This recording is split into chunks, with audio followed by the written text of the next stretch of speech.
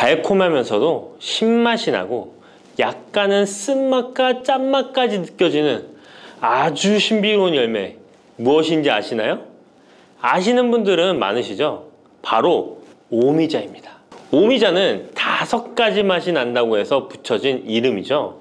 이 오미자가 우리 건강에 얼마나 큰 도움을 주는지 아시는 분 있으신가요? 여름에 오미자차를 많이 즐기지만 사실 그 효능은 생소한데요. 이 오미자가 우리 몸에 큰 도움을 준다는데 이 열매가 어떤 효능이 있고 또 어떤 음식과 잘 어울리는지 하나하나 알아보도록 할게요. 오미자는 우리나라뿐만 아니라 중국과 일본에서도 오랫동안 약재로 사용되어 온 열매인데요. 이름에서 알 수 있듯이 신맛, 단맛, 쓴맛, 짠맛, 매운맛 이렇게 5가지 맛이 난다고 해서 오미자라고 불린답니다. 주로 산속 깊은 곳에서 자라는 동굴식물의 열매로 늦여름에서 초가을 사이에 수확을 하죠. 오미자의 많은 효능 중에 가장 유명한 건 기관지에 좋다는 건데요. 오미자가 어떻게 우리의 기관지를 보호하는지 바로 알려드릴게요. 요즘 미세먼지나 환절기, 건조한 날씨 때문에 기관지가 불편한 분들 많으시죠? 기침이 자주 나고 목이 따갑거나 가래가 끓는 느낌이 드신다면 기관지가 약해져 있을 가능성이 큰데요. 이럴 때 오미자가 효과가 좋다는 거 알고 있으신가요? 오미자에는 휘잔드린과 고미신이라는 성분이 풍부하게 들어있는데요. 휘잔드린은 주로 기침 억제와 거담 작용을 통해 기관지 건강에 도움을 줄 수 있는 성분입니다. 거담 작용이란 기관지 내의 가래를 제거하는 것을 말하는 것이고, 또한 기침 반사를 억제하여 과도한 기침을 완화시키는 데 도움을 주는데요. 특히 만성 기침이나 기관지염과 관련된 기침 증상을 완화시키는데 탁월한 효과를 보입니다. 또 이 성분들은 기관지 점막을 보호하고 염증을 줄여주는 역할도 해주는데요. 쉽게 말해서 기관지 점막을 튼튼하게 만들어서 외부 자극으로부터 보호해주는 것이죠. 오미자는 기관지 확장 효과도 가지고 있는데요. 기관지가 좁아지면 숨쉬기가 답답하고 가래가 쉽게 끼게 되는데 오미자가 기관지를 확장해주면서 원활한 호흡을 도와주는 것입니다. 그래서 천식이나 만성 기관지염이 있는 분들에게는 최고의 식품인 것이죠. 특히 가래가 끈적하고 잘 나오지 않을 때 오미자차를 따뜻하게 마셔주면 한결 편해지는 것을 느낄 수 있습니다. 이렇게 기관지 건강을 지켜주는 오미자, 정말 대단하죠? 오미자의 놀라운 효능 2번째는 당뇨 예방입니다. 현대인들에게 점점 더 흔해지고 있는 질환 중 하나가 바로 당뇨인데요. 당뇨병은 한 번 걸리면 평생 관리해야 하는 질환이기 때문에 예방이 무엇보다 중요한 거 다 아시죠? 그런데 오미자가 당뇨 예방에 아주 좋은 역할을 한다는 사실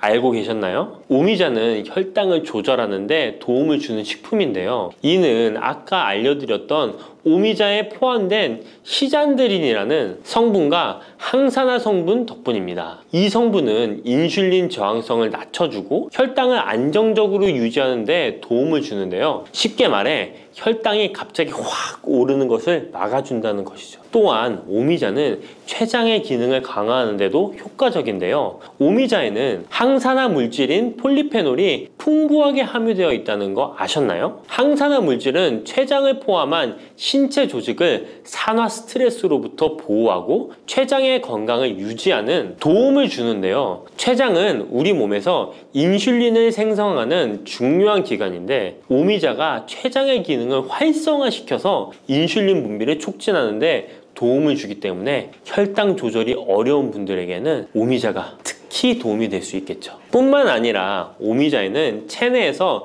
혈당이 과도하게 상승하는 것을 방지하는 역할도 하는데요. 식사 후 혈당이 급격하게 오르는 것을 막아주고 당이 천천히 흡수되도록 도와줍니다. 그래서 평소 혈당이 높거나 당뇨가 걱정되시는 분들은 오미자를 꾸준히 섭취해 보시면 많은 도움이 될 수 있습니다. 오미자의 놀라운 건강 효과 3번째는 콩팥 건강에 도움을 주는 겁니다. 오미자가 신장 건강에 좋다니 참 놀랐죠? 콩팥, 즉 신장은 우리 몸의 노폐물을 걸러내고 체내 수분을 조절하는 중요한 역할을 하는데요. 그런데 나이가 들면서 신장 기능이 약해지는 경우가 많고, 특히 당뇨나 고혈압을 앓고 계신 분들은 신장 건강을 더욱 신경 써야 하는 거 다 아시죠? 이때 도움을 줄 수 있는 것이 바로 오미자인데요. 오미자는 신장의 기능을 보호하고 강화하는데 도움을 주는 약재로 오래전부터 사용되어 왔습니다. 한방에서도 신장 기능이 약해져서 몸이 자주 붓거나 소변을 자주 보게 되는 증상에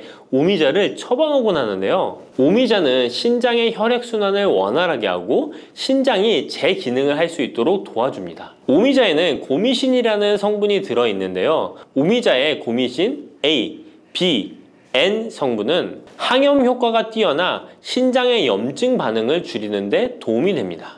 신장의 염증을 억제하면 단백뇨와 같은 증상이 완화될 수 있으며, 또한 오미자는 이뇨작용을 촉진하여 신장이 원활하게 노폐물을 배출하도록 도와주니 신장 건강을 지키는 데 도움이 되는 것이죠. 오미자는 체내 수분 밸런스를 조절하는 데도 좋은데요. 몸이 자주 붓는다면 오미자를 꾸준히 섭취하는 것이 도움이 될 수 있습니다. 신장의 기능이 약해지면 몸속 노폐물이 원활하게 배출되지 못하고 수분이 정체되면서 부종이 생길 수 있는데요. 오미자는 이 같은 부종을 완화하는데 효과적이니 신장 건강을 위해 오미자 꼭 드셔야겠죠. 오미자의 효능 네 번째는 면역력 강화입니다. 면역력은 우리 몸을 각종 질병으로부터 보호하는 중요한 요소인데요. 나이가 들수록 면역력이 떨어지면서 감기나 기타 질병에 쉽게 걸릴 수 있기 때문에 면역력을 강화하는 것이 중요하다는 것 다들 알고 계시죠? 면역력 강화에 오미자가 좋은 작용을 해주는데요. 오미자에는 폴리페놀, 안토시아닌 등 강력한 항산화 성분을 함유하고 있습니다. 이런 항산화 성분들은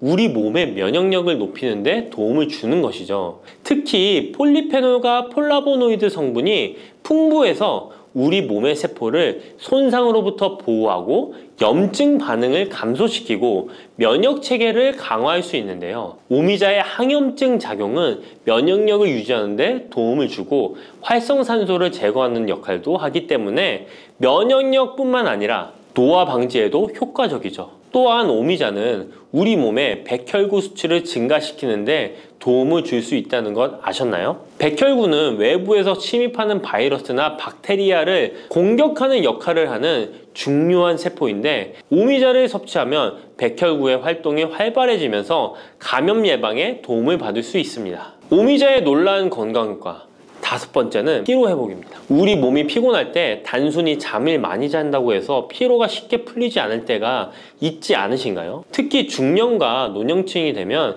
피로가 쉽게 쌓이고 회복이 더뎌지는 경우가 많은데요. 자도 피로가 풀리지 않고 개운하지 않을 때가 있죠. 이럴 때 도움이 되는 것이 바로 오미자입니다. 오미자는 피로 회복에 도움을 주는데요. 오미자가 철분을 함유하고 있다는 것 아셨나요? 철분은 적혈구의 헤모글로빈 생성에 중요한 역할을 하는데요. 철분이 충분하면 혈액 내의 산소 운반 능력이 향상되어 혈액순환이 원활해질 수 있습니다. 혈액순환이 원활해지면 우리 몸 구석구석에 산소와 영양분이 잘 전달이 되기 때문에 피로가 덜 쌓이게 되고, 특히 오미자는 간 기능을 보호하는 효과도 있어 피로로 인해 몸이 무거운 분들에게 더욱 유익한 식품이죠. 또 오미자에는 고미신이라는 성분이 들어있는데요. 이 성분들은 아까 알려드렸던 콩팥 건강에 유익한 작용을 할 뿐만 아니라 간 기능 활성화를 시키고 피로 물질을 빠르게 분해하는 역할을 한다고 알려져 있습니다. 간은 우리 몸의 해독작용을 담당하는 중요한 기관인데, 오미자가 간의 기능을 도와주면서 피로 회복에도 큰 도움을 주는 것입니다. 또 오미자는 스트레스를 줄여주는 효과도 있는데요. 스트레스가 많으면 피로가 쉽게 쌓이게 되는데, 오미자가 신경을 안정시키는 작용을 해서 긴장을 풀어주고 피로를 완화하는 작용을 해주는 것이죠. 그러니 스트레스와 피로가 누적되어 힘든 날에는 오미자차 한 잔을 마시는 것도 좋은 방법이겠죠. 이렇게 여러 가지 건강에 이점이 있는 오미자를 드실 때 생으로 드시는 분들은 잘 없으실 텐데요. 어떤 방법으로 섭취해야 몸에 200% 이득이 되는지 오미자 섭취 방법 바로 알려드릴게요. 오미자를 가장 쉽게 섭취하는 방법은 찬물에 우려 마시는 건데요. 오미자를 뜨거운 물에 넣고 끓이면 끓일수록 꿀이나 스테비아를 넣어서 맛을 조절하면 됩니다. 따뜻한 오미자차도 좋지만 냉침으로 천천히 우려내면 색도 더욱 예쁘고 맛도 깔끔한데요. 여름철에는 시원하게 즐길 수 있어서 더욱 좋은 오미자차, 여름철에는 시원하게 즐길 수 있어서 더욱 좋은 오미자 냉침차 만드는 방법 알려드릴게요. 준비 재료는 간단한데요. 말린 오미자 30g, 물 500ml, 꿀 또는 레몬입니다. 만드는 방법은 말린 오미자는 한번 가볍게 헹궈 불순물을 제거해 준 뒤에 깨끗한 물 500ml에 오미자를 넣고 냉장고에 12시간 이상 우려주는 건데요. 참 쉽죠? 시간이 지나면 붉은 빛을 띠면서 오미자 특유의 새콤달콤한 맛이 우러나오는데요. 원하는 농도에 따라 더 오래 우려내도 좋습니다. 여기에 단맛이 필요하면 꿀을 넣고 상큼한 맛을 더하고 싶다면 레몬을 띄워보세요. 맛이 한층 더 업그레이드 된답니다. 이렇게 만든 오미자 냉침차는 여름철에 얼음을 넣어 마시면 더운 날씨에 지친 몸을 개운하게 해주니까 여름철 한번 만들어 보세요. 오미자는 강한 신맛이 있어서 단맛이 나는 음식과 잘 어울리는데요. 요구르트와 함께 먹으면 더욱 맛있고 건강하게 즐길 수 있습니다. 상콤하고 달콤하면서도 건강에 좋은 오미자 요구르트 만드는 방법 알려드릴게요. 준비 재료는 간단한데요. 말린 오미자 10g, 물 150ml, 플레인 요구르트 1컵, 꿀 또는 올리고당 하나에서 2큰술입니다. 만드는 방법은 먼저 말린 오미자를 물 150ml에 넣고 냉장고에 12시간 이상 충분히 우려주세요. 이때 뜨거운 물이 아니라 찬물에 우려야 영양성분이 더 잘 추출됩니다. 이렇게 냉침으로 우려낸 오미자는 체에 걸러 즙만 따로 준비해주세요. 플레인 요구르트 1컵에 오미자 냉침 액기스를 넣고 잘 섞어줍니다. 신맛이 강하다면 꿀이나 올리고당을 하나에서 2큰술 넣어 맛을 조절해주세요. 이렇게 하면 새콤달콤한 오미자 요구르트가 완성됩니다. 아침에 가볍게 먹거나 간식으로 챙겨 드시면 장 건강에도 도움이 되고 피로 회복에도 좋으니 꼭 해 드셔보세요. 세 번째로 소개해 드릴 것은 오미자청인데요. 오미자청은 오랫동안 보관할 수 있어서 언제든지 쉽게 차로 만들어 마실 수 있습니다. 또한 청을 이용해서 다양한 음식에도 활용이 가능한데요. 오미자청 만드는 방법도 알려드릴게요. 준비 재료는 말린 오미자차 400g 혹은 냉 오미자 500g, 설탕 또는 비정제 설탕 500g 또는 꿀 400g, 유리병입니다. 만드는 방법은 말린 오미자일 경우 오미자를 깨끗이 씻은 후에 물에 30분 정도 불려준 뒤 체에 받쳐 물기를 제거한 후에 유리병에 오미자를 담아주세요. 생 오미자는 잘 세척 후 바로 유리병에 담아주세요. 오미자와 설탕 또는 꿀을 넣어 충분히 잘 섞어줍니다. 그 다음 뚜껑을 닫고 상온에서 2에서 3일 정도 숙성시킨 후 냉장고에서 2주 이상 보관하면 오미자청이 완성됩니다. 오미자청은 물에 타서 차로 마셔도 좋고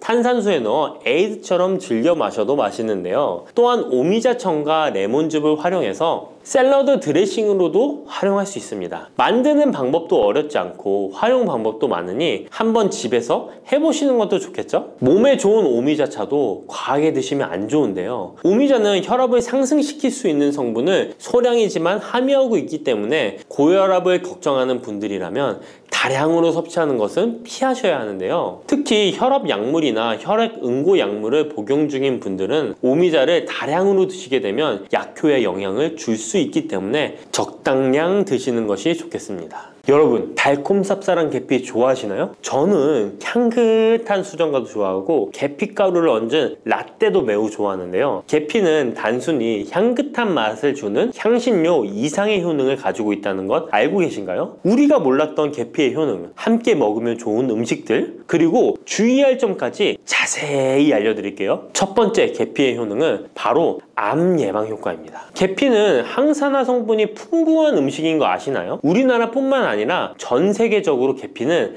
많은 사랑을 받고 있는데요. 향이 좋을 뿐만 아니라 계피의 효능 또한 뛰어나기 때문입니다. 계피에는 항산화 물질이 함유되어 있는데요. 이런 항산화 물질은 우리 몸의 세포가 노화되거나 손상되는 것을 막아주는 역할을 합니다. 특히 계피에 들어있는 시나믹 알데하이드라는 성분이 강력한 항암 효과를 가지고 있어 암세포의 성장을 억제하는 효과가 있는 것이죠. 연구에 따르면 계피는 특히 대장암이나 간암 예방에 효과적일 수 있다고 하는데요. 계피에는 항산화 물질인 폴리페놀이 풍부하게 함유되어 자유라디칼이라고 불리는 유해한 분자로부터 세포를 보호하는 역할을 합니다. 자유라디칼은 암 예방과 관련된 DNA 손상을 일으킬 수 있으므로 항산화 작용을 통해 암 예방에 도움을 줄 수 있습니다. 꾸준히 섭취하면 암 예방에 큰 도움이 될 수 있겠죠? 계피의 놀라운 효능 두 번째는 탁월한 콜레스테롤 관리입니다. 계피는 콜레스테롤 수치 조절에도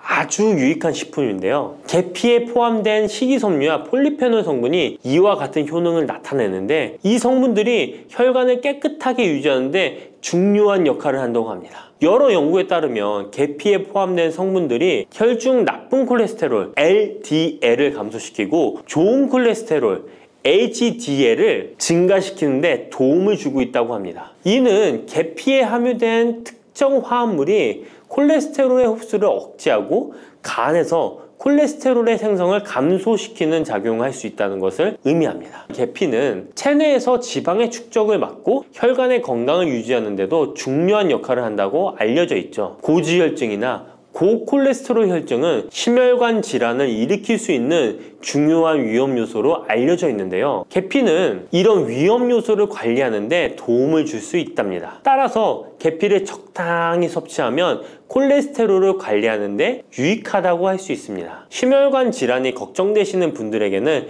정말 좋은 식품이죠. 세 번째, 계피의 아주 놀라운 효능은 바로 당뇨병 예방입니다. 당뇨병은 많은 분들이 고통받고 있는 질병이죠. 주위에 당뇨병 때문에 혈당 관리하시는 분들 자주 볼 수 있는데요. 그런데 계피가 당뇨병 관리에 큰 도움이 된다고 하니 놀랍지 않나요? 계피에 함유된 크로모라는 성분이 인슐린 민감성을 높여주어 혈당 수치를 안정시키는데 도움을 줄 수 있다고 하는데요. 연구에 따르면 계피를 꾸준히 섭취한 사람들은 식후 혈당이 급격하게 상승하는 것을 막을 수 있다고 합니다. 또한 계피에 포함된 시네믹 알데하이드 성분이 인슐린 민감도를 높여주고 혈당 수치를 안정시키는데 도움을 준다고 알려져 있죠. 이 성분이 인슐린이 더 잘 작용하도록 돕기 때문에 혈당을 효과적으로 조절하는 데 도움을 주는 역할을 할 수 있습니다. 우리나라보다 더 계피를 좋아하는 인도에서 계피 섭취와 대사증후군에 관련한 실험이 진행되었는데요. 인도 델리 학교에서 진행한 실험 연구에 따르면 대사증후군이 있는 116명을 두 그룹으로 나눈 뒤 16주간 한 그룹은 계피 추출물을 섭취하고 다른 한 그룹은 계피가루가 들어있다고 속인 가짜 약을 섭취하게 했는데요. 16주 뒤 확인했더니 계피 추출물을 먹은 그룹은 가짜 약을 먹은 그룹에 비해 대사증후군에 악영향을 주는 체중, 혈당, 콜레스테롤 등의 수치가 개선되었다고 합니다. 참으로 놀랍죠. 물론 계피를 꾸준히 섭취하는 것만으로도 당뇨병을 완전히 예방할 수 있는 것은 아니지만 식이요법에 포함시킬 수 있는 좋은 재료라는 점은 분명합니다. 네 번째,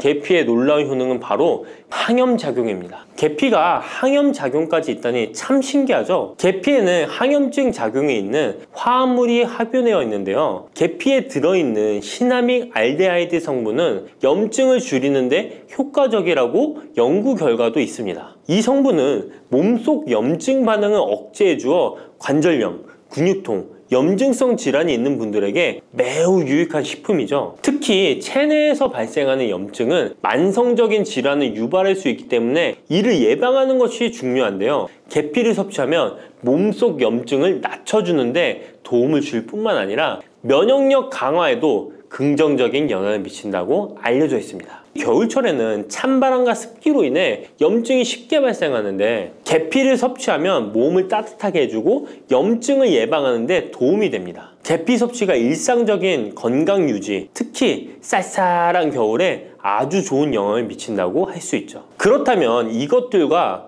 계피와 함께 먹으면 계피의 효능이 2배가 된다는데요. 계피와 함께 먹으면 더 좋은 음식은 무엇일까요? 바로 알려드릴게요. 계피와 함께 먹으면 좋은 음식, 첫 번째는 요거트입니다. 계피를 요거트와 함께 먹으면 정말 맛있고 건강에도 좋다는 거 아시는 분 있나요? 혹시 그릭 요거트나 프로바이오틱스 같은 단어들 들어보셨죠? 요거트에는 단백질, 칼슘, 프로바이오틱스 등의 영양소가 풍부하게 함유되어 있는데요. 요거트는 발효식품으로 몸에 좋은 프로바이오틱스가 풍부해서 장 건강에 도움을 주는데 계피와 요거트를 함께 섭취하면 서로 시너지 효과를 낼 수 있습니다. 그리고 계피 항염작용과 혈당 안정 효과가 더해져서 건강을 더욱 향상시킬 수 있죠. 요거트에 계피를 넣으면 소화 기능을 개선하고 특히 요거트에 계피를 넣으면 체내 지방을 태우는데 도움이 되는 효과가 있어 요거트와 계피를 함께 섭취하면 소화를 돋고 체중 관리에도 매우 좋습니다. 그게 다가 아니죠. 계피의 매콤달콤한 향이 요거트와 잘 어울려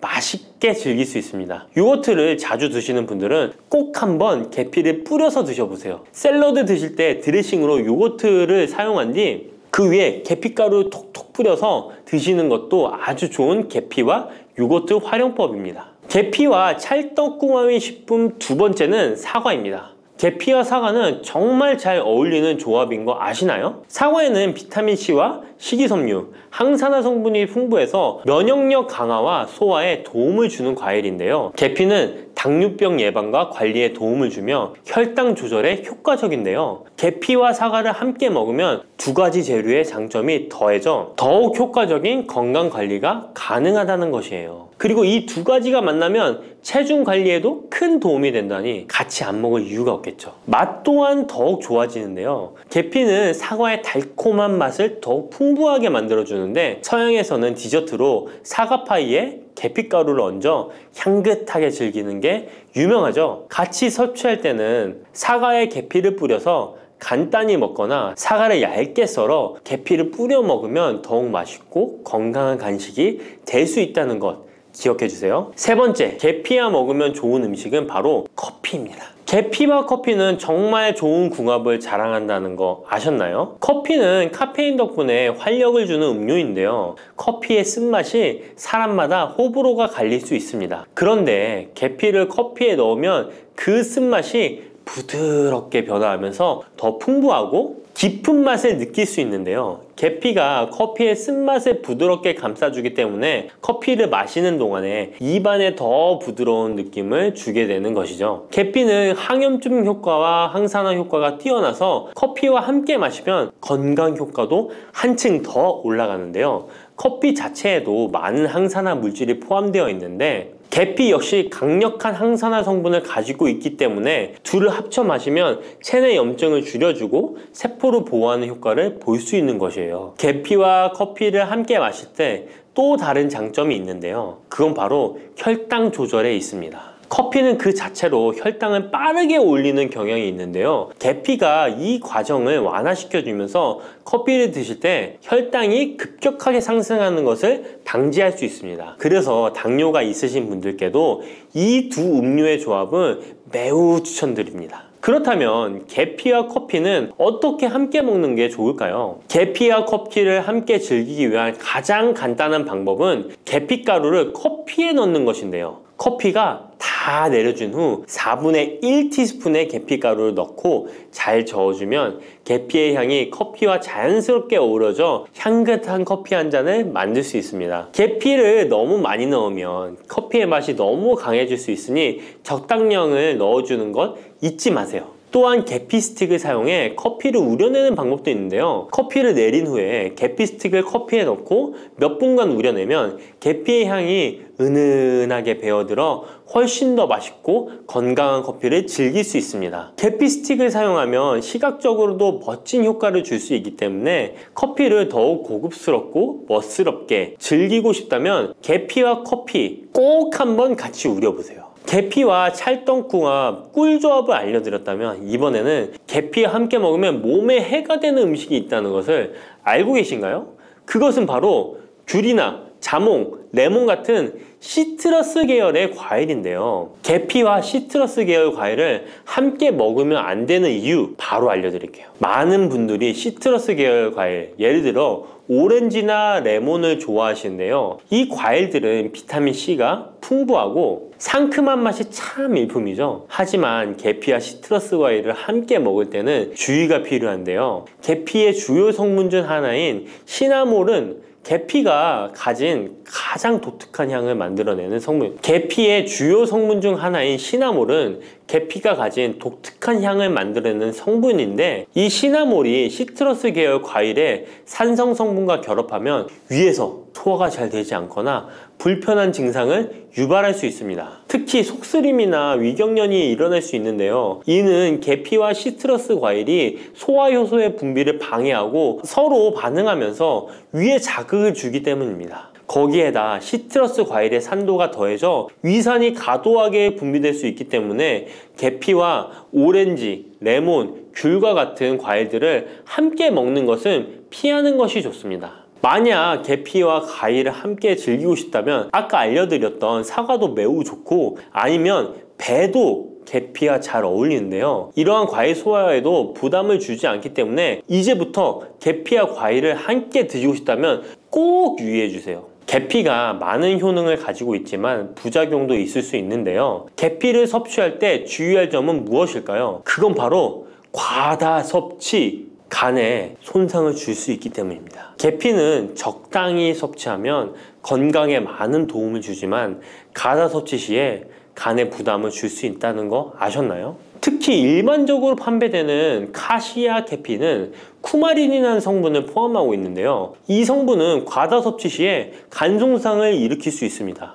쿠마린은 간 독성을 일으킬 수 있는 물질로 알려져 있기 때문에 계피를 과다하게 섭취하는 것은 최대한 피하는 것이 좋겠죠? 여기서 우리가 주로 섭취하는 계피가 카시아 계피인지 세이론 계피인지 헷갈리시는 분도 있으실 거예요. 둘의 차이점을 알려드릴게요. 일반 계피는 주로 카시아 계피인데요. 카시아 계피는 중국, 인도, 베트남 등의 아시아 지역에서 많이 재배됩니다. 이 계피는 맛이 더 강하고 매운맛이 나면서 향도 좀 더 진하죠. 가격도 비교적 저렴해서 국내 유통되는 계피는 대부분 이 카시아 계피입니다. 세이론 계피는 주로 스리랑카, 인도의 일부 지역에서 자주 자생하는데요. 이 세이론 계피는 쿠마린의 함량이 매우 적답니다. 그래서 세이론 계피는 일반 계피보다 상대적으로 많이 섭취해도 건강에 부담이 적다는 것이죠. 세이론 계피는 향도 더 섬세하고 가벼운 느낌을 준다는 건데요. 세이론 계피는 더 희귀하고 가격이 비싸고 고급 계피로 취급되며 주로 건강식품이나 고급 요리에 사용됩니다. 앞서 말했듯이 우리가 쉽게 구할 수 있는 계피는 카시아 계피인데요. 그래서 섭취할 때는 보통 하루에 1에서 2g 정도 섭취하는 것이 안전한 양으로 권장되고 있고, 과다 섭취로 계피의 부작용을 경험하고 싶지 않으시다면 계피를 섭취할 때는 적당량을 지키는 것이 중요합니다. 꼭 기억해 주세요. 부추와 이것을 함께 드시면 죽어가던 혈관이 살아나고 치매가 예방됩니다.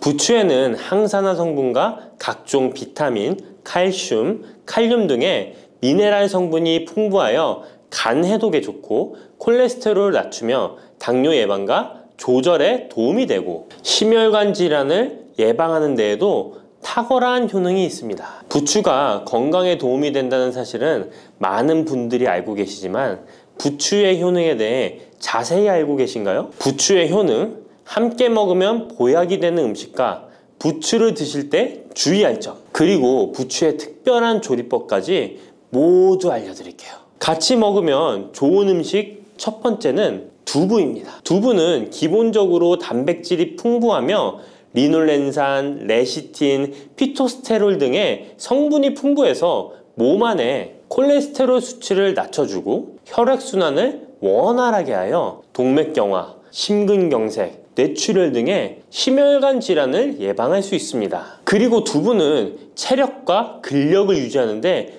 큰 도움을 주는데요. 바로 두부의 풍부한 단백질 때문이죠. 근육은 매일 일정량이 새로운 근육으로 대체되기 때문에 매일 단백질을 공급해줘야 하는데요. 우리 몸에 단백질을 공급해주기 위해 정말 유용한 음식이 두부인 것이죠. 또한 두부에는 콜린이 풍부한데, 콜린은 알츠하이머성 치매를 예방하는데 탁월한 효능을 발휘합니다. 그리고 두부는 건강하게 장수하는 데 도움이 되는데요. 많은 과학자들의 연구 결과 건강하게 장수한 사람들의 특징이 식물성 단백질을 꾸준히 섭취했다는 사실을 발견했고, 동물성 단백질을 식물성 단백질로 바꿔 섭취했을 때 사망의 위험성이 낮아진다는 연구 결과도 있습니다. 이런 두부와 부추가 만나게 되면 심혈관 질환을 예방하는데 시너지 효과가 나오게 됩니다. 부추에 풍부한 황화아릴 성분이 혈관 내의 노폐물을 제거해주고 나쁜 콜레스테롤도 녹여주는 효과가 있는데요. 그렇게 되면 혈액은 깨끗해지고 혈액순환이 원활하게 되어 심혈관 질환을 예방할 수 있습니다.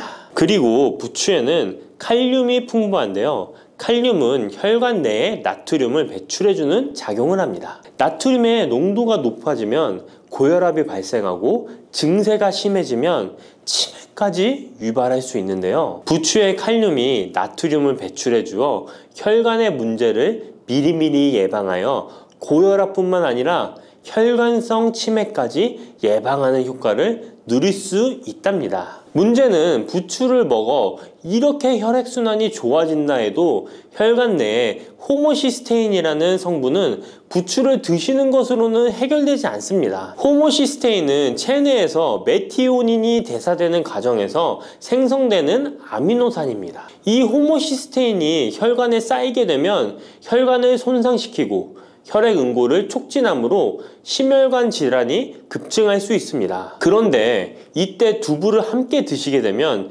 혈관 내 호모시스테인을 제거하는데 놀라운 효과를 볼 수 있는데요. 바로 두부의 풍부한 엽산이 호모시스테인을 몸 밖으로 배출해 주는데 탁월하기 때문이죠. 이 엽산이 호모시스테인을 다시 메티오닌으로 전환시켜 독성을 완화시킬 수 있습니다. 앞에 말씀드렸다시피 두부에 단백질이 풍부하다는 사실은 알고 계실 거예요. 그런데 단백질의 양이 고기보다 훨씬 많다는 사실은 모르셨죠? 나이가 들수록 고기가 소화가 잘 안 되어 잘 안 드시게 되는 분들이 많이 있습니다. 그리고 우리나라 성인들의 단백질 섭취량이 많이 부족하다는 통계 자료도 있습니다. 두부를 드시게 되면 부족한 단백질을 충분히 보충해 주어 근육을 튼튼하게 하는 데 도움이 되고, 이는 관절염과 통증을 예방하는 데에도 도움이 되는 것이죠. 그리고 두부에는 이소플라본이란 성분이 많이 들어있는데요.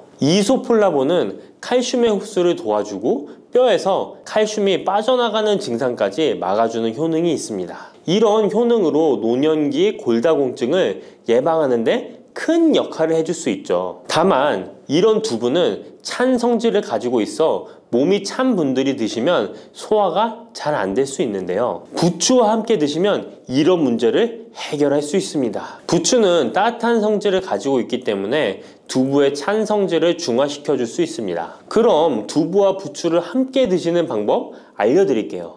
먼저 두부를 면포에 담아 물기를 빼주며 으깨주세요. 으깬 두부와 잘게 썬 부추에 계란을 넣어 반죽을 해줍니다. 그리고 달궈진 팬에 기름을 넣어 주시는데요. 이때 기름은 오메가3가 풍부한 올리브유나 들기름을 사용해 주세요.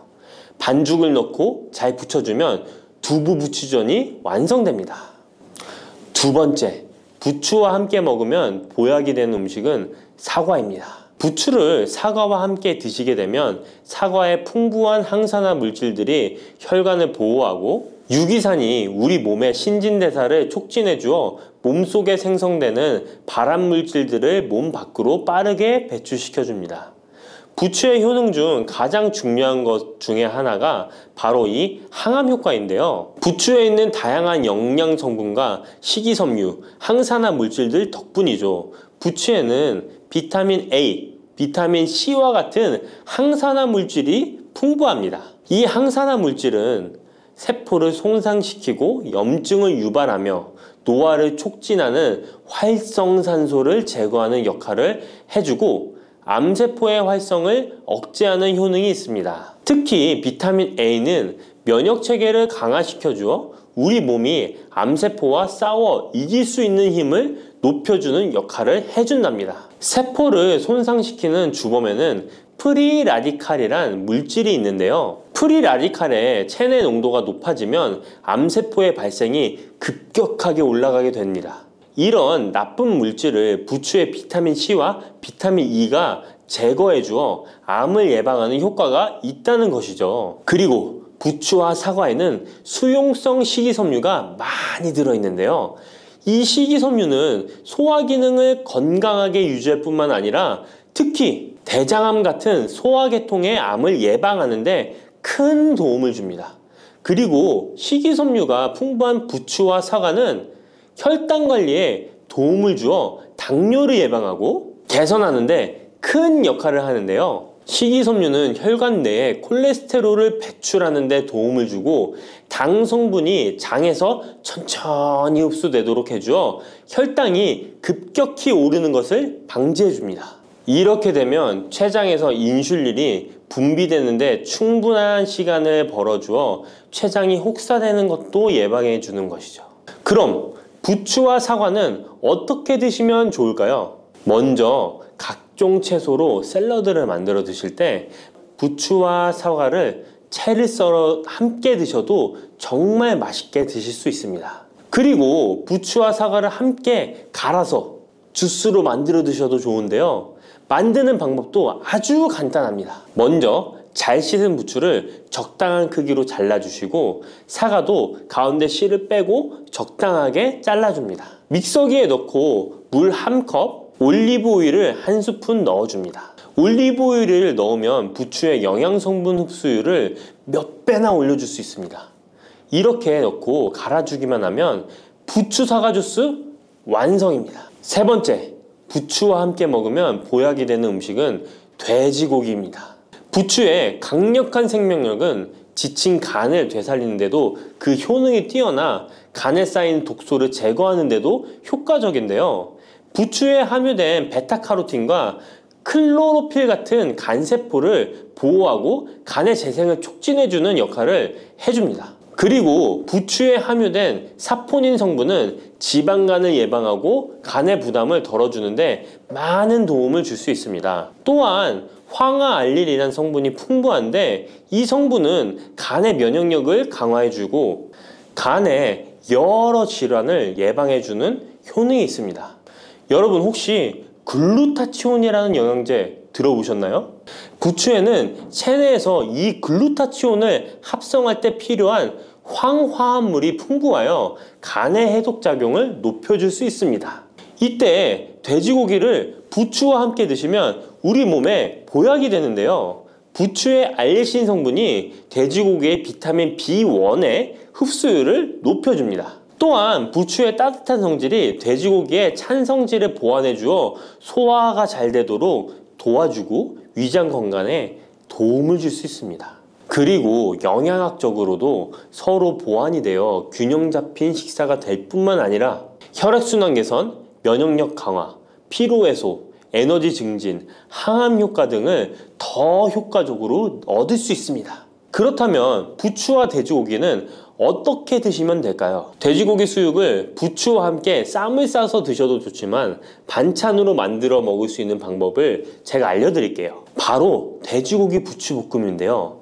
먼저 부추를 적당한 크기로 잘라 준비해 주시고 돼지고기는 길쭉하고 얇게 썰어줍니다. 잘 달궈진 팬에 올리브유를 둘러주시고 부추와 돼지고기를 한 번에 넣고 볶아줍니다. 이때 대파와 다진 마늘을 넣어주시고 간장으로 간을 해주시면 됩니다. 다 볶아진 후에 들기름을 살짝 곁들여 주시면 고소함이 폭발할 뿐만 아니라 영양도 만점인 보약 반찬이 완성됩니다. 참고로 돼지고기 대신 오리고기를 사용해도 훌륭한 요리가 된답니다. 네 번째, 부추와 함께 먹으면 보약이 되는 음식은 브로콜리입니다. 브로콜리는 세계 10대 슈퍼푸드 중 하나로 선정될 만큼 건강에 좋은 채소입니다. 브로콜리에는 항산화 물질인 비타민 E, 베타카로틴, 비타민 C 등이 풍부하게 함유되어 있어 혈관 속의 활성산소를 제거하여 세포의 노화를 방지하는 효과가 있습니다. 그리고 설포라판이라는 항암 성분도 풍부하여 암세포의 성장을 억제하고 암 예방에 효과적인 놀라운 식물이죠. 또한 비타민 A가 풍부하여 눈 건강에도 아주 좋은 효능을 발휘합니다. 이 비타민 A는 부추에도 풍부하여 함께 드실 때 시너지 효과를 누릴 수 있게 되는데요. 비타민 A는 로놉신의 합성을 도와 야맹증을 예방해주고 눈의 점막을 만들어내는 효능이 있어 안구 건조증을 예방하고 눈시림 증상을 완화시켜 줄 수 있습니다. 또한 비타민 C는 활성산소를 제거하여 안구세포를 보호해주고 눈의 혈관을 건강하게 유지시켜 주어 망막이 손상되는 것을 막아줍니다. 이런 효능으로 눈이 충혈되는 것과 통증을 완화시켜 줄 수 있습니다. 눈 질환 중에 황반변성은 노인의 실명 원인 1위로 매우 위험한 질병인데요. 부추와 브로콜리에 풍부하게 들어있는 비타민 E가 예방해 줄 수 있습니다. 황반변성은 안구의 급격한 노화로 인해 발생하는데 비타민 E가 노화를 막아주는 효능이 있어 황반변성을 예방하는 데 도움을 줍니다. 이 비타민 E는 비타민 C, 비타민 A와 함께 먹을 때 우리 몸에서 흡수율이 올라가는데요. 그렇기 때문에 부추와 브로콜리를 함께 먹으면 눈을 건강하게 하는데 높은 시너지 효과를 가질 수 있습니다. 그렇다면 부추와 브로콜리는 어떻게 드실 수 있을까요? 지금 바로 함께 먹는 특급 조리 방법을 알려드릴게요. 잘 씻은 부추를 적당 크기로 잘라 준비하고 브로콜리는 송이를 나누어 끓는 물에 부추와 함께 살짝 데쳐줍니다. 데친 부추와 브로콜리는 찬물에 헹군 후에 물기를 제거합니다. 간장, 식초, 설탕, 다진 마늘, 참기름을 섞어 양념장을 만들어 부추와 브로콜리를 골고루 묻혀줍니다. 마지막으로 통깨를 뿌려주면 맛있는 부추 브로콜리 무침이 완성됩니다. 이렇게 몸에 좋은 부추도 주의해야 할 사항이 있습니다.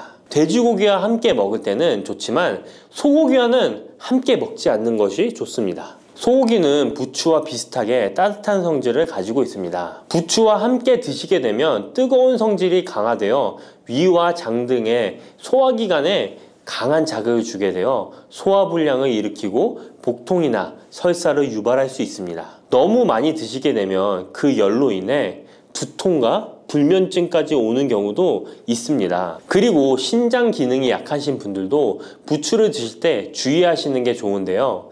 그 이유는 부추의 풍부한 칼륨 때문입니다. 칼륨이 몸속에 나트륨을 배출해주는 효능이 있지만 신장이 약하신 분들이 부추를 과하게 드시게 되면 많은 양의 칼륨이 몸에 들어오게 되고 약한 신장이 칼륨을 몸 밖으로 잘 배출해주지 못하게 됩니다. 그렇게 되면 고칼륨 혈증이 나타나 근육이 약화될 수 있고 심장 박동이 불규칙해질 수 있으며 심하면 호흡곤란을 초래하기도 합니다. 따라서 신장 질환이 있으신 분들은 몸 상태를 보면서 소량씩 드시는 게 좋겠습니다. 마늘이 몸에 좋다는 사실은 너무도 잘 알고 계시죠? 그런데 이것과 함께 먹으면 암과 치매에 걸린다니 깜짝 놀라셨나요? 아무리 몸에 좋은 마늘이지만 함께 먹으면 오히려 몸에 독이 되는 음식들도 있습니다. 그리고 마늘은 생마늘, 구운 마늘, 찐마늘, 절인 마늘, 흑마늘 등 먹는 방법이 다양하잖아요. 이렇게 먹는 방법에 따라서도 우리 몸에 주는 효능이 다르답니다. 여기서 잠깐! 마늘 껍질은 대부분 먹지 않고 버리시잖아요. 마늘 껍질 오늘부터 절대 버리지 마시기 바랍니다. 마늘 껍질을 왜 먹어야 하는지 그리고 어떻게 먹어야 하는지 알려드릴게요. 자, 그럼 마늘과 절대 함께 드시면 안 되는 음식과 마늘과 함께 드시면 좋은 음식, 그리고 마늘과 마늘 껍질의 효능까지 마늘에 대한 모든 것을 알려드릴게요. 마늘은 정말 우리나라 사람들이 좋아하는 식재료인데요. 한국농촌경제연구원이 발표한 자료에 의하면 우리나라 1인당 1년 동안 마늘 소비량이 7kg인데요. 놀라지 마세요. 세계 평균이 0.8kg이랍니다. 우리나라 사람들이 마늘을 정말 많이 먹고 있죠. 마늘을 많이 먹는다는 것, 그만큼 건강한 식단을 먹고 있을 가능성이 높은 건 사실이지만 먹는 방법에 따라 오히려 독이 될 수도 있습니다. 여기서 마늘과 절대 함께 먹으면 안 되는 음식 첫 번째는 바로 빵입니다. 마늘빵 아시죠? 마늘이 발라져 있어 달콤 쌉싸름한 마늘 맛도 나고 향긋한 향도 좋아 즐겨 먹게 되는데요. 마늘이 있어서 몸에도 좋은 빵이라고 착각하고 즐겨 드실 수 있는데요. 마늘빵은 절대 드시면 안 됩니다. 왜냐하면 빵의 재료인 밀가루는 탄수화물이 주 성분인데요. 밀가루의 고탄수화물은 소화 과정에서 당으로 분해되고 혈당 지수를 급격히 올리게 되며 이때 인슐린의 분비가 과도하게 됩니다. 이런 현상이 반복되게 되면 체내의 인슐린 저항성이 높아지고 췌장을 망가뜨려 당뇨를 유발할 수 있는 것입니다. 그리고 이 당은 몸에 흡수되면서 지방으로 변하고 쉽게 살이 찌게 되어 비만을 야기할 수 있습니다. 밀가루 빵을 만들면 글루텐이라는 단백질이 생성되는데 이 글루텐은 소화불량, 복통, 변비 등 증상을 유발할 수 있습니다. 이뿐만 아니라 글루텐이 몸에 들어오면 장에서 에소루핀이라는 성분이 만들어지게 되는데 이 에소루핀은 중독성이 강해 밀가루 중독을 일으켜 빵 같은 밀가루를 과다 섭취하게 만든다는 것입니다. 마늘이 아무리 좋은 성분으로 항암작용, 항염증 작용을 한다고 해도 마늘빵으로 드신다면 아무 소용이 없는 것입니다. 그러면 마늘은 어떻게 먹어야 마늘의 효능을 극대화할 수 있을까요? 마늘은 생으로 드실 때도 물론 좋지만 익혀서 드실 때 더욱 좋습니다. 몸에 보약이 되는 마늘 먹는 법, 첫 번째는 마늘밥입니다. 국립농업과학원에 따르면 마늘의 S-알리시스테인 함량을 조리법에 따라 조사한 결과 생마늘일 때 S-알리시스테인 함량이 2.77mg 정도 되었고 삶기 시작한 후 30분이 지나면 4.92mg이 되었으며 1시간이 지났을 때 9.16mg으로 생마늘에 비해 무려 4배 이상이 많아진다고 했습니다. 뿐만 아니라 121도의 온도에서 1시간 동안 마늘을 쪘을 때 S-알리시스테인 함량이 50.24mg으로 생마늘보다 18배 정도 높았다고 연구 결과를 발표했습니다. 따라서 마늘을 드실 때는 1시간 이상 끓여서 드시는 것이 좋은데요. 이런 방법이 번거로워 추천드리는 방법이 바로 마늘밥입니다. 밥을 할 때 마늘을 넣는데요. 1인분에 마늘 3, 4알 정도씩 넣어서 밥을 하시면 됩니다. 현미가 있다면 현미를 넣은 마늘밥을 하시면 더욱 좋은데요. 현미 속에는 티아민이라는 성분이 있는데 마늘의 S-알리시스테인과 현미의 알리티아민 두 가지 성분을 모두 섭취하여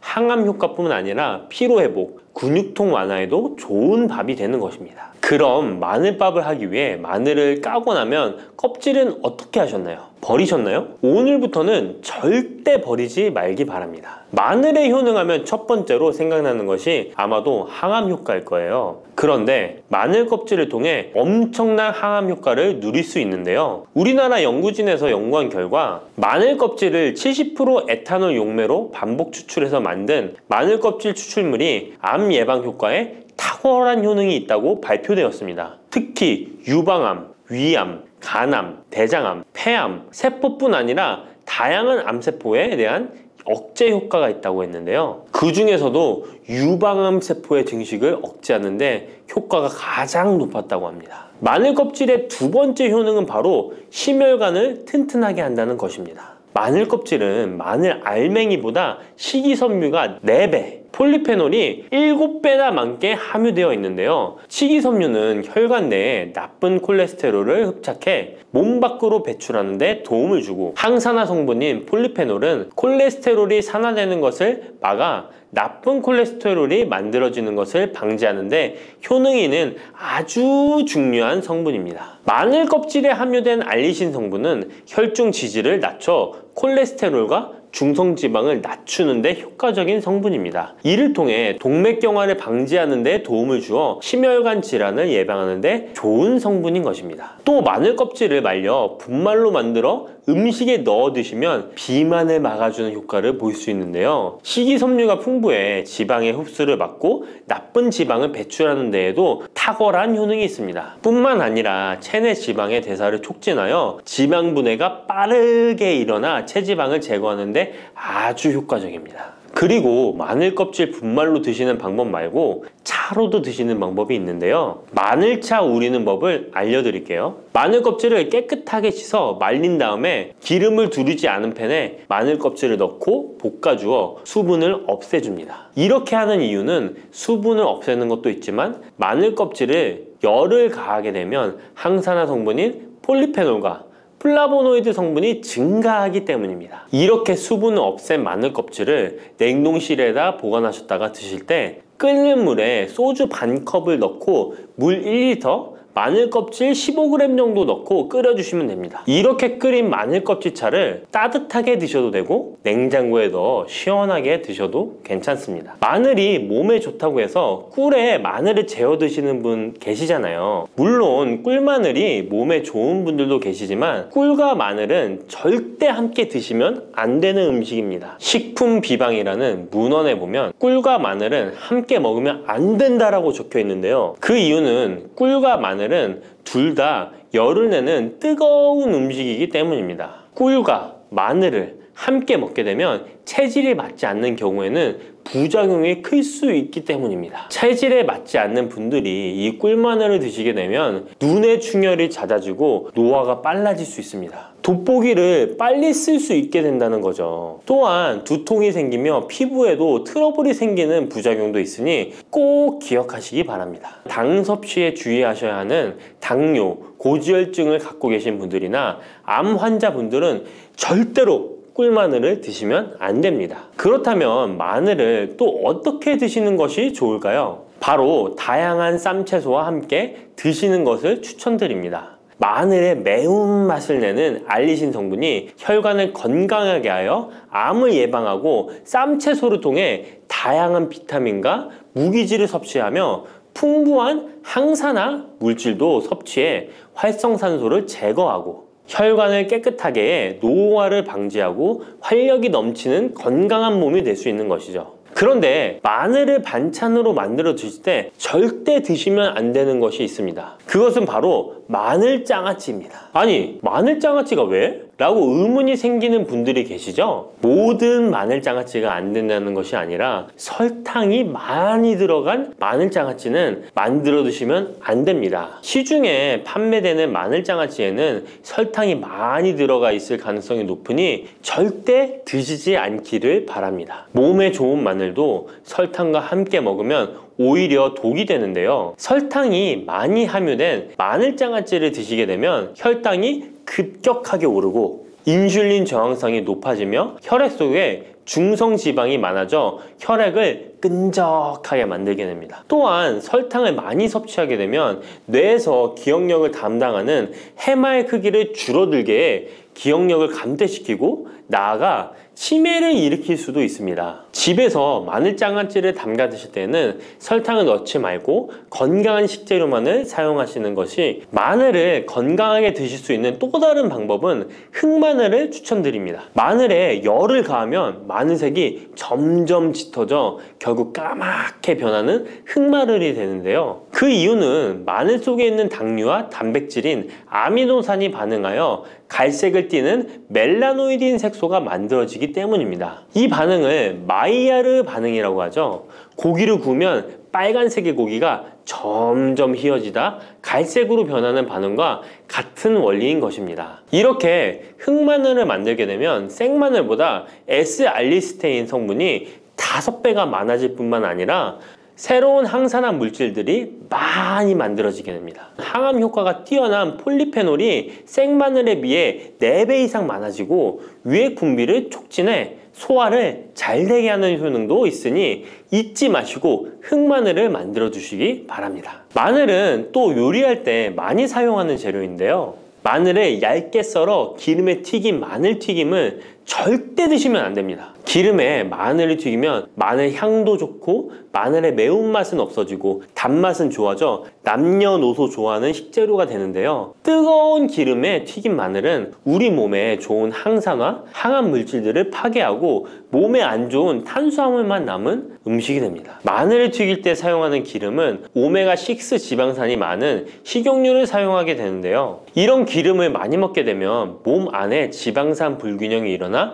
염증 수치가 높아질 수 있습니다. 튀긴 마늘을 섭취하게 되면 당 독소 또한 높아져 결국 우리 몸에 인슐린 저항성이 높아지는 악영향을 주는 것이죠. 만약 기름에 튀긴 마늘을 드시고 싶다면 한 가지 방법이 있는데요. 그것은 올리브유를 사용하시고 불을 오래 가열하지 말고 살짝만 가열하여 마늘도 튀기듯이 오래 하지 말고 살짝만 익혀서 드시면 향도 좋고 몸에도 좋은 마늘을 드실 수 있습니다. 올리브유를 이용한 마늘을 드시는 방법 하나 더 알려드리겠습니다. 그것은 올리브유에 마늘을 재워 먹는 방법인데요. 먼저 마늘을 끓는 물에 넣어 5분 정도 데쳐주시고요. 소독된 병에 마늘을 담고 올리브유를 가득 담아줍니다. 이때 통후추를 조금 넣어주면 풍미를 더욱 높일 수 있습니다. 올리브유와 마늘이 만나 항산화 성분, 항암 물질이 극대화되어 혈관을 튼튼히 하고 혈전의 생성을 막고 혈류를 원활하게 하여 치매를 예방하고 심장마비와 뇌졸중까지 예방할 수 있는 보약이 되는 것입니다. 이렇게 만든 마늘 올리브유 절임은 반찬으로 드셔도 좋고 생선 요리를 할 때 이 마늘을 으깨어 생선에 발라주면 생선 비린내를 잡아줄 뿐만 아니라